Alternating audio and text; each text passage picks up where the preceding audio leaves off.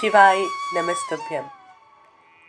सभी श्री भक्तों को सादर नमन। पिछले अध्याय में आप सबने सुना कि किस प्रकार से ईर्ष्या के अधीन होकर के प्रजापति दक्ष ने सदाशिव को श्राप दे डाला।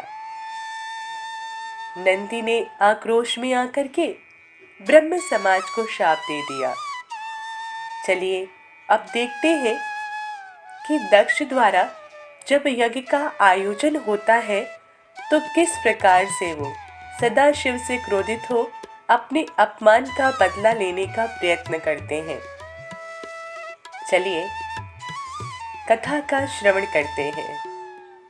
ब्रह्मा जी कहते हैं, हे महर्षि नारद, इस प्रकार क्रोधित व अपमानित दक्ष ने कनखल नामक तीर्थ में एक बहुत बड़े यज्ञ का आयोजन किया। उस समय उन्होंने सभी देवर्षियों, महर्षियों तथा देवताओं को दीक्षा देने के लिए बुलाया।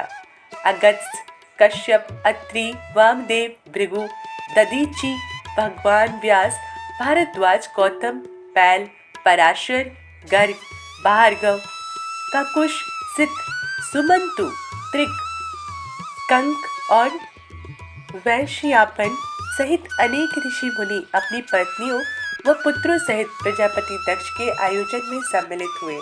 समस्त देवता अपने देवगणों के साथ प्रसन्नता पूर्वक यज्ञ में गए और अपने पुत्र दक्ष की प्रार्थना स्वीकार करके मैं विश्व सृष्टा ब्रह्मा और वैकुंठ लोक से भगवान विष्णु भी उस दक्ष की प्रार्थना से यज्ञ में पहुंचे। वहां दक्ष ने सभी पधारे हुए अतिथियों का खूब आदर सत्कार किया। उस यज्ञ के स्थान का निर्माण देवताओं के शिल्पी विश्वकर्मा द्वारा किया गया था। विश्वकर्मा ने बहुत से दिव्य भवनों का निर्माण किया। उन भवनों में दक्ष ने यज्ञ में पधारे हुए अतिथियों को ठहराया। दक्ष ने भृगु ऋषि को ऋत्विज बनाया। भगवान विष्णु यज्ञ के अधिष्ठाता थे। इस विधि को मैंने ही बताया। दक्ष सुंदर रूप धारण कर यज्ञ मंडल में उपस्थित था। उस महान यज्ञ में 88,000 ऋषि एक साथ हवन कर रहे थे। 64,000 देवर्षि मंत्रों का उच्चारण कर रहे थे। सभी मग्न होकर वेद मंत्रों का गान कर रहे थे। दक्ष ने उस महायज्ञ में गंधर्वों, विद्याधरों, सिद्धों, 12 आदित्यों व उनके गणों तथा नागों को भी आमंत्रित किया था। साथ ही देश विदेश के अनेक राजा उसमें उपस्थित थे, जो अपनी सेना व दरबारियों सहित वहां यज्ञ में पधारे थे। कौतुक और मंगलाचार कर दक्ष ने यज्ञ की दीक्षा ली, परंतु उस दुरात्मा दक्ष ने त्रिलोकीनाथ करुणानिधान भगवान शिव को यज्ञ के लिए निमंत्रण नहीं भेजा था, न ही अपनी पुत्री सती को ही बुलाया था।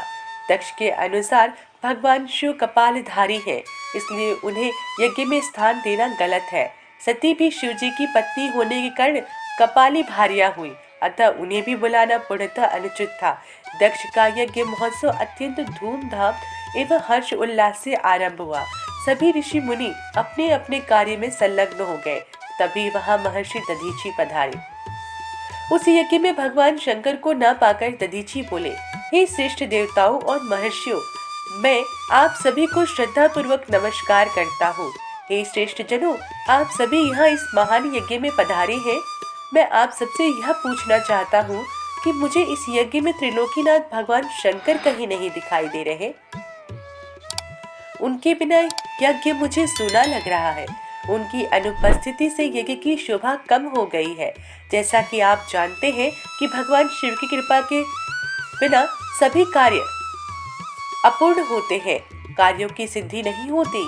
वे परम सिद्ध पुरुष नीलकंठधारी प्रभु शंकर यहाँ क्यों नहीं दिखाई दे रहे हैं, जिनकी कृपा से अमंगल भी मंगल हो जाता है, जो सर्वथा सबका मंगल करते हैं। उन भगवान शिव का यज्ञ में उपस्थित होना बहुत ही आवश्यक है। इसलिए आप सभी को यज्ञ के सकुशल पूर्ण होने के लिए परम कल्याणकारी भगवान शिव को अनुनय विनय कर इस यज्ञ में लाना चाहिए, तभी इस यज्ञ की पूर्ति हो सकती है। इसीलिए आप सभी श्रेष्ठ जन तुरंत कैलाश पर्वत पर जाएं और भगवान शिव और देवी सती को यज्ञ में ले आए। उनके आने से यह यज्ञ पवित्र हो जाएगा। वे परम पुण्यमयी है, उनके यहाँ आने से यह यज्ञ पूरा हो सकता है। महर्षि दधीचि की बातों को सुनकर दक्ष हंसते हुए बोले कि भगवान विष्णु देवताओं के मूल है, अतः मैंने उन्हें सादर यहाँ बुलाया है। जब वे यहाँ उपस्थित है तो भला यज्ञ में क्या कमी हो सकती है। भगवान विष्णु के साथ ब्रह्मा जी भी वेदों, उपनिषदों और विविध आगमों के साथ यहाँ पधारे हैं। देवगणों सहित इंद्र भी यहाँ उपस्थित है। वेद और वेद तत्वों को जानने वाले तथा उनका पालन करने वाले सभी महर्षि यज्ञ में आ चुके हैं। जब सभी देवगण श्रेष्ठ जन यहाँ उपस्थित है तो रुद्रदेव की क्या आवश्यकता है। मैंने सिर्फ ब्रह्मा जी के कहने पर अपनी पुत्री सती का विवाह शिव जी से कर दिया था। मैं जानता हूँ कि वे कुलहीन है, उनके माता पिता का कुछ भी नहीं पता। वे भूतों, प्रेतों और पिशाचों के स्वामी हैं। वे स्वयं ही अपनी प्रशंसा करते हैं। वे मूढ़, जड़, मौनी और ईर्ष्यालु होने के कारण यज्ञ में बुलाए जाने योग्य नहीं है। अतः दधीचि जी, आप उन्हें यज्ञ में बुलाने के लिए न कहें। आप सब ऋषि मुनि मिलकर अपने सहयोग से मेरे इस परम कल्याणकारी यज्ञ को सफल बनाएं। दक्ष की बातें सुनकर दधीचि मुनि बोले, हे दक्ष, परम कल्याणकारी भगवान शिव को यज्ञ में न बुलाकर तुमने इस यज्ञ को पहले ही भंग कर दिया है। यह यज्ञ कहलाने लायक ही नहीं। तुमने भगवान शिव को निमंत्रण न देकर उनकी अवहेलना की है, इसलिए तुम्हारा विनाश निश्चित है। यह कहकर दधीचि वहां से अपने आश्रम को चले गए। उनके पीछे पीछे भगवान शिव का अनुसरण करने वाले सभी ऋषि मुनि भी वहां से चले गए। इसके समर्थकों ने यज्ञ छोड़कर गए ऋषि मुनियों के प्रति व्यंग्य भरे वचनों का प्रयोग किया। इस प्रकार प्रसन्न होकर दक्ष बोलने लगे कि यह बहुत अच्छी बात है कि मंद बुद्धि और मिथ्यावाद में लगे दुराचारी मनुष्य सभी इस यज्ञ का त्याग करके स्वयं ही चले गए। भगवान विष्णु और ब्रह्मा जी, जो कि सभी वेदों के ज्ञाता है और वेद तत्वों से परिपूर्ण है, इस यज्ञ में उपस्थित है। यही मेरे यज्ञ को सफल बनाएंगे। ब्रह्मा जी बोले। दक्ष की ये बातें सुनकर वे सभी शिव माया से मोहित हो गए। सभी देवर्षि आदि देवताओं का पूजा करने लगे। इस प्रकार यज्ञ पुनः आरंभ हो गया। मुनि श्रेष्ठ इस प्रकार वहां यज्ञ स्थल पर रुके अनेक देवर्षि और मुनि वहां पुनः यज्ञ को पूर्ण करने हेतु पूजन करने लगे। ब्रह्मा जी कहते हैं कि नारद जिस समय देवता और ऋषिगण दक्ष के यज्ञ में भाग लेने के लिए उत्सव करते हुए जा रहे थे, उसी समय दक्ष की पुत्री सती अपनी सखियों के साथ गंधमादन पर्वत पर धारागृह में अनेक क्रीड़ाएं करती रही। सती ने देखा कि रोहिणी के साथ चंद्रमा कहीं जा रहे हैं। तब सती ने अपने प्रिय सखी विजया से कहा, हे विजय, जल्दी जाकर पूछो कि देवी रोहिणी और चंद्र कहाँ जा रहे हैं। तब विजया दौड़कर चंद्रदेव के पास गई और उन्हें नमस्कार करके उससे पूछा कि हे चंद्रदेव, आप कहाँ जा रहे हैं। चंद्रदेव ने उत्तर दिया कि वे दक्ष द्वारा आयोजित यज्ञ में निमंत्रित है, अतः वहीं जा रहे हैं। यज्ञोत्सव के बारे में सुनकर देवी विजया तुरंत सती के पास आई और सारी बातों से सती को अवगत कराया। तब देवी सती को बड़ा आश्चर्य हुआ कि ऐसी क्या बात है जो पिताजी ने यज्ञोत्सव के लिए अपने बेटी दामाद को निमंत्रण तो दूर सूचना भी नहीं दी। बहुत सोचने पर भी उनकी समझ में कुछ नहीं आया।